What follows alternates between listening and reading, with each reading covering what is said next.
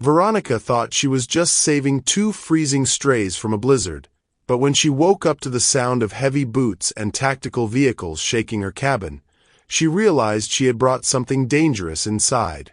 As the 82-year-old nurse grabbed her cane to defend her home, she wondered why saving a life was about to get her arrested. Grab your coffee and stay with me, because this story goes from a heartbreaking discovery to a heart-stopping confrontation in the blink of an eye. The weatherman on the radio had been talking for 2 days about a storm that was going to bury the state of Montana, but Veronica didn't pay him much mind because she had lived in the Bitterroot Mountains long enough to know that winter did whatever it wanted to do regardless of what the people on the news said. It was late, well past the time an old woman should have been in bed, but the ache in Veronica's left knee was keeping her awake. That knee was a souvenir from a bad landing out of a helicopter in 1969, and it always started throbbing right before the snow fell heavy. She was sitting in her leather armchair with a cup of tea that had gone cold an hour ago, just listening to the wind try to tear the roof off her cabin. It was a loud, angry wind that shook the logs of the walls, but underneath that roaring sound, Veronica heard something else that made her sit up straight. It was a scratching sound coming from the front door, faint and desperate, like something was trying to dig its way inside before the cold killed it. Hi, my amazing friends and family. Welcome back to Vigilant Heart Tales. Before we jump deep into today's story, make sure you hit that subscribe button and tell me in the comments where you're watching from. I love seeing all your names and countries. And don't forget to check out the other stories on the channel. Tomorrow I've got another crazy one coming that I know you'll enjoy. Alright, let's get into it. Veronica grabbed the heavy oak cane she used to get around and pushed herself up from the chair, gritting her teeth against the pain in her legs because she thought it might be a raccoon or a stray cat looking for shelter. She shuffled across the wooden floorboards in her thick wool socks and unlocked the heavy iron bolt on the door, ready to shout at whatever wild animal was scratching at her paint. But when she pulled the handle, the wind ripped the door right out of her grip and slammed it against the inside wall. Snow blew into the room instantly, stinging her face and covering the floor in white. But Veronica didn't shout because she looked down and saw 2 of the saddest things she had ever seen in her life. There were 2 puppies huddled together on her welcome mat, and they were so cold that they didn't even look like animals anymore because they were covered in a thick layer of ice that made them look like frozen statues. They were German shepherds, no bigger than a loaf of bread each, and they were pressed so tight against each other that she couldn't tell where one ended and the other began. They weren't moving and they weren't making a sound, which terrified Veronica because she knew that silence usually meant death when it came to the cold. She didn't think about her bad back or her aching knees as she dropped her cane and bent down to scoop them up into her arms. They felt like blocks of ice against her chest, heavy and stiff, and the cold coming off their fur burned her skin through her sweater. She kicked the door shut with her heel and leaned her weight against it until she heard the latch catch, sealing the storm outside where it belonged. She carried the frozen bundle to the kitchen table and laid them down on the plastic tablecloth, her heart hammering in her chest because she was terrified she was already too late. Under the bright kitchen light, they looked even worse because their gums were pale blue and their breathing was so shallow that she had to put her ear right against their chests just to hear the faint flutter of their hearts. Veronica stripped off her heavy wool cardigan and wrapped it around them to create a warm nest, her hands moving with the steady speed of a woman who had spent 20 years working as a nurse in some of the worst places on Earth. She knew she couldn't put them right next to the wood stove because warming them up too fast would stop their hearts. So she had to do it the hard way, using her own body heat and warm towels to slowly bring them back to life. She went to the kitchen sink and filled a bowl with warm water, not hot, just warm enough to touch, and she mixed in some sugar syrup she kept in the pantry for baking. She didn't have any fancy medical equipment anymore, so she grabbed a plastic syringe she used for basting turkeys and sat down on the floor with the puppies in her lap. The floor was hard and cold, and the draft coming from under the baseboards cut right through her flannel shirt, but she didn't care because she was focused entirely on the two little lives in her hands. She started with the bigger one, a male with dark fur, and she gently rubbed his chest with a rough towel to get his blood moving while she forced a few drops of the sugar water into his mouth. He was unresponsive at first, his jaw locked tight from the cold, but Veronica kept rubbing and talking to him in a low, steady voice. She told him he was a good boy and that he wasn't allowed to quit, and she told him about her husband Frank and how much he had loved dogs, keeping up a steady stream of words just to fill the silence of the room. After about 20 minutes of rubbing, the little male let out a gasp and swallowed the water, and Veronica felt a wave of relief wash over her that was so strong it almost made her cry.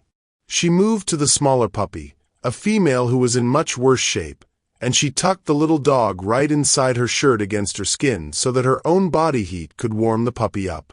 It felt like hugging a block of ice, and the cold made Veronica shiver uncontrollably, but she wrapped her arms around the lump in her shirt and kept working on the male with her free hand. The night dragged on for hours, and it was a grueling, exhausting fight against the temperature. There was no magic moment where the dogs just jumped up and started playing. It was a slow, painful process of thawing them out inch by inch.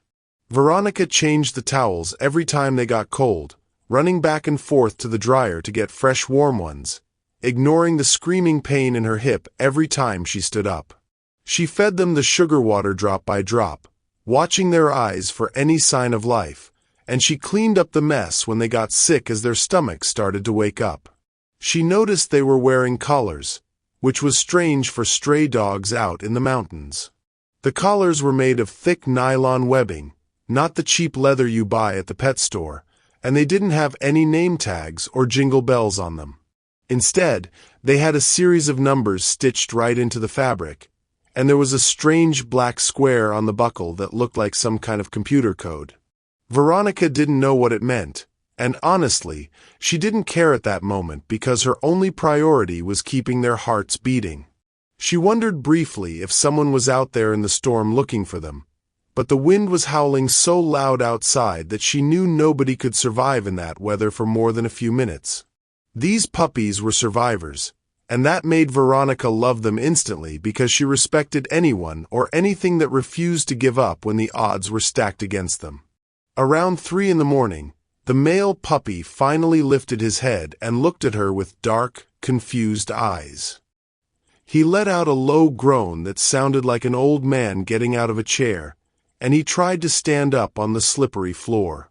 Veronica gently pushed him back down onto the blankets and scratched him behind the ears, telling him to save his strength. The female puppy inside her shirt started to wiggle, and when Veronica pulled her out, the little dog gave a weak sneeze and licked Veronica's hand. It was a small gesture, but to Veronica, it felt like a victory parade. She was exhausted, her eyes were burning from fatigue, and her hands were raw from wringing out towels, but she had done it. She had pulled them back from the edge. She made a bed for them near the wood stove using old quilts and a dog bed that had been in the attic for years, and they curled up together in a pile of fur, finally warm and safe. Veronica slumped back into her armchair, too tired to even walk to her bedroom. She pulled a blanket over her legs and watched the puppies sleep, listening to their soft breathing mix with the crackle of the fire.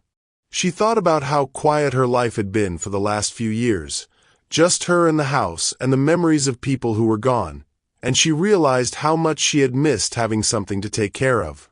She fell asleep right there in the chair, her hand hanging down so her fingers could brush against the fur of the sleeping dogs. She slept deeply, the kind of sleep that only comes when you are totally drained, so she didn't hear the wind die down as the sun came up. She didn't hear the snowplows clearing the main road miles away, and she didn't hear the sound of heavy engines turning onto her long, unplowed driveway. Veronica woke up with a start because the whole cabin was vibrating. It wasn't the wind this time.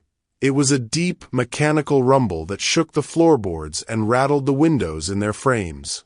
She sat up, blinking in the bright morning light that was streaming through the curtains, and for a second, she didn't remember where she was or why her back hurt so much. Then she saw the puppies. They were awake and sitting up, staring at the front door with their ears pricked forward, letting out low, nervous whines. Veronica rubbed her face and smelled the sharp, oily scent of diesel exhaust coming through the cracks in the walls. That smell didn't belong here. Nobody came up her driveway in the winter. Not the mailman, not the propane delivery truck. Nobody. She pushed herself up from the chair, grabbing her cane for balance, and shuffled over to the window to peek out. What she saw made her blood turn cold. There were 3 large black SUVs and a massive military Humvee parked right on her front lawn, their engines idling and pumping thick clouds of gray smoke into the crisp air. The vehicles were covered in snow, like they had been driving all night, and they were parked aggressively, blocking her truck and surrounding her porch. But it was the men that scared her the most. There were men in gray tactical uniforms moving around her house, carrying rifles slung over their chests. They looked serious, and they looked like they were searching for something important. Veronica's heart started to pound in her chest because she was just an old woman living alone, and suddenly there was a small army on her doorstep. She didn't know if they were government, or police, or something else entirely, but she knew she wasn't going to let them just barge in and take whatever they wanted. She looked at the puppies, who were now cowering behind the wood stove, and she felt a fierce urge to protect them. She didn't know who these men were, but she wasn't going to let them hurt the dog she had spent all night saving. She turned away from the window and walked to the coat rack. She ignored her warm cardigan and reached for the old, faded green field jacket that hung at the back of the closet. It was her old army jacket, the one she had worn in Vietnam, and putting it on felt like putting on armor. She buttoned it up to her chin, feeling the familiar weight of the heavy fabric, and she grabbed the iron poker from the fireplace. It wasn't much of a weapon against rifles, but it was heavy and solid, and holding it made her feel less helpless. She heard heavy footsteps stomping on her wooden porch, followed by a loud, authoritative knock that shook the door on its hinges. A man's voice shouted from outside, demanding that the occupant open the door immediately. Veronica took a deep breath, straightened her spine as much as she could, and marched to the door. She unlocked the deadbolt with a steady hand, ready to fight for her home and for the 2 little lives trembling in her kitchen. She swung the door open, prepared to yell at the intruders, but the words died in her throat when she saw what was waiting for her on the other side. Standing in the snow, held back by thick leashes, were 2 of the biggest German shepherds she had ever seen, and they were looking right at her with eyes that burned with intensity. Veronica tightened her grip on the poker, realizing that the storm might have been over, but the real danger had just arrived. The cold air rushed into the warm cabin as Veronica stood in the doorway, clutching the heavy iron poker like it was a sword, while the 2 massive dogs on the porch stared at her with an intensity that made her knees shake under her flannel nightgown. They were magnificent and terrifying creatures, with broad chests and thick dark fur that stood up against the wind, and they were straining so hard against their leather leashes that the men holding them had to dig their boots into the snow just to keep from being dragged forward. Veronica expected them to growl or show their teeth, but they didn't make a sound of aggression. Instead, they just stood there trembling with a strange kind of desperation that Veronica didn't understand yet. A tall man in a heavy winter parka stepped out from behind the dogs, his face red from the biting wind and his eyes shadowed with exhaustion, and he raised a gloved hand toward her while shouting over the rumble of the diesel engines behind him. He yelled for her to step back and secure the animal inside the house, his voice commanding and sharp like he was used to people obeying him without question. Veronica felt a flash of old anger rise up in her chest because she hadn't taken orders from anyone in 50 years, and she certainly wasn't going to start now in her own driveway. She tightened her grip on the poker and yelled back that he was blocking her truck and terrifying her guests, and she demanded to know who he was and why he had brought a tank to her front lawn. The man looked stunned for a moment, blinking in confusion as he took in the sight of the 82-year-old woman standing defiantly in an oversized army jacket, and he lowered his hand slowly as the aggression drained out of his posture. He took a step closer, trying to lower his voice to a reasonable level, and told her that they weren't there to hurt her, but they were tracking high-value military assets that had been lost in the storm. Veronica was about to tell him that she didn't care about his assets, but before she could get the words out, the large male dog on the left let out a sound that broke her heart. It wasn't a bark or a growl, but a high-pitched, shattering whine that sounded like a creature in pure agony. The dog lunged forward with such sudden force that his handler slipped on the ice and went down on one knee, and for a second Veronica thought the beast was coming for her throat. She braced herself for the impact, but the dog didn't look at her. He was looking past her legs into the warmth of the kitchen. That was when the little male puppy, who had been hiding behind Veronica's ankles, decided to be brave. He scrambled out onto the porch, his paws sliding on the frost, and let out a tiny yip that echoed in the cold morning air. The reaction from the two adult dogs was instantaneous and chaotic.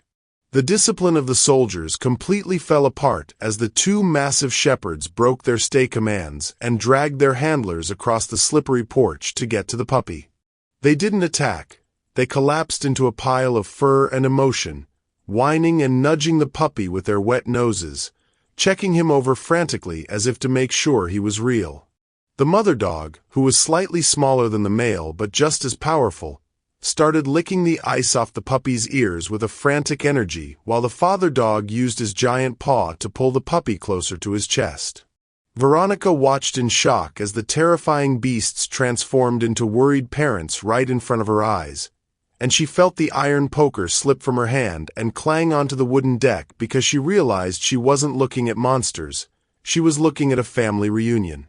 The tall officer in the parka let out a long, heavy sigh and signaled for his men to lower their weapons, telling them to stand down because the search was over.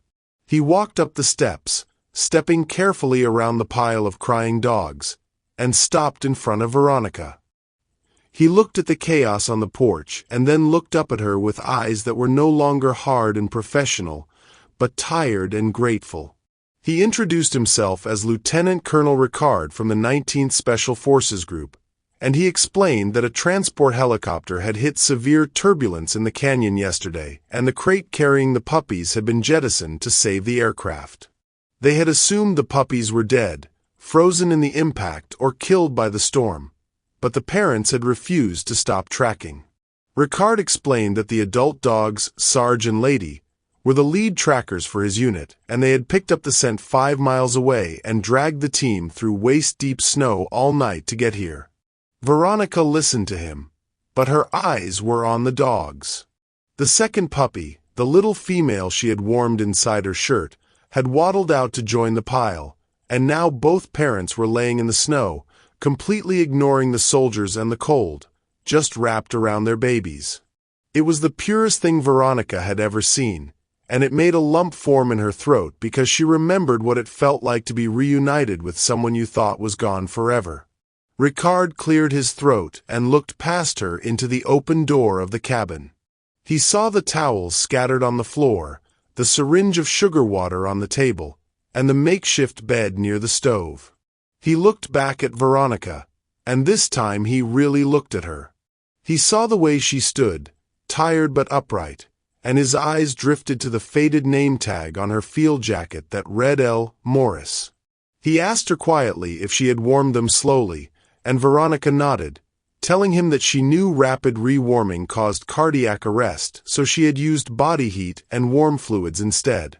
A look of profound respect crossed Ricard's face, and he stripped off his thick tactical glove to extend a bare hand toward her. He didn't salute her like a soldier. He reached out to her like a human being who recognized the value of what she had done. He told her that those dogs were worth more than the equipment in his truck, not because of the money, but because of the lives they would save in the future, and he told her that she hadn't just saved 2 puppies, she had saved a legacy. Veronica shook his hand, feeling the calluses on his palm that matched the ones she used to have, and she felt a warmth spread through her chest that had nothing to do with the stove.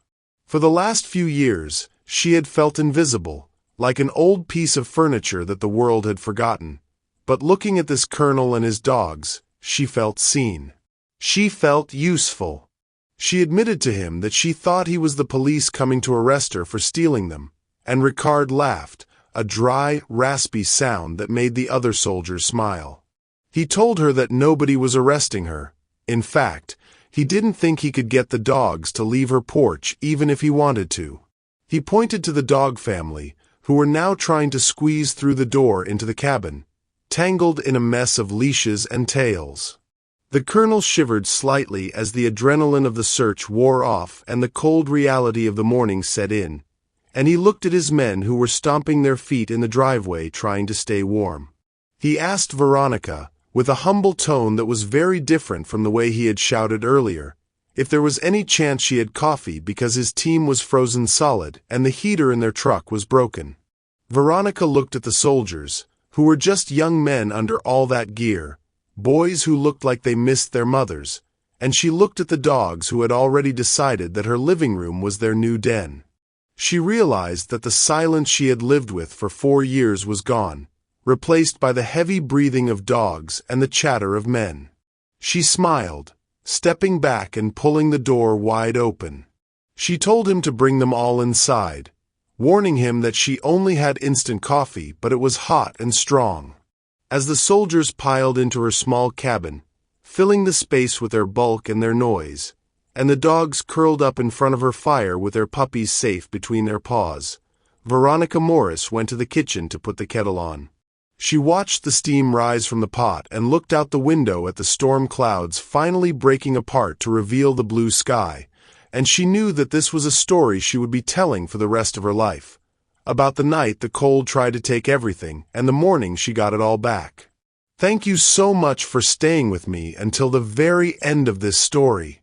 If you enjoyed this story, I promise you will surely love the next one. It's as crazier and more thrilling as you can ever imagine. So do check it out. Click on the image showing on your screen right now to watch the next one.